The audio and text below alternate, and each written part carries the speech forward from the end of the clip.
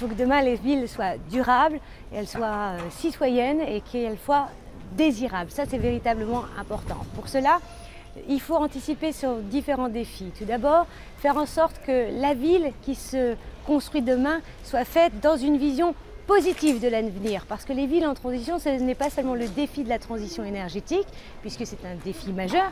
Il va falloir réduire nos gaz à effet de serre, anticiper sur les fameux pics de pétrole, et pour cela, il faut aussi les rendre citoyennes. Il faut faire participer notamment les citoyens qui sont des véritables moteurs de cette transition énergétique et désirables, parce que la ville en transition, c'est avant tout comment on recrée du lien entre les habitants, comment ils s'approprient leur ville et aussi les acteurs économiques, parce que la ville en transition, c'est aussi relocaliser l'économie.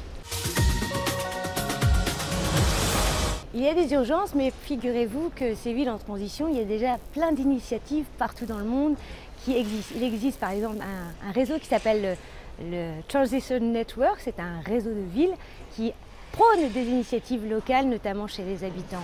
Des milliers aujourd'hui, je dis des milliers, ce sont des millions d'habitants qui innovent, par exemple sur la gestion de leur tri des déchets, par exemple de prôner les jardins partagés, de faire en sorte que oui, on peut faire des villes autonomes en énergie. Nous n'avons plus besoin de grosses voitures polluantes, on remet des pistes cyclables et tout le monde à vélo. C'est ça, cette vision positive de l'avenir. Et en même temps, il faut véritablement anticiper sur les grands chantiers. Par exemple, un des chantiers très importants, puisque nous le savons, c'est ce qu'on appelle la rénovation thermique, puisque le bâtiment est considéré comme le plus consommateur de gaz à effet de serre. Ainsi, un des leviers majeurs, c'est véritablement la rénovation thermique. Et dans cette rénovation thermique, on accompagnera les habitants pour avoir les nouveaux gestes de demain.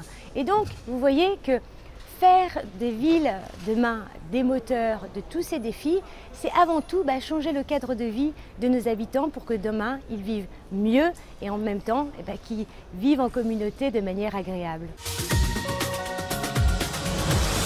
Les bons exemples en général viennent, oui, d'en bas. Ce sont souvent les habitants qui prônent les initiatives locales. On a des AMAP, on a ces réseaux réellement d'échanges. Par exemple, une chose qu'on ne dit pas assez dans les villes en transition, c'est par exemple cette question de la monnaie.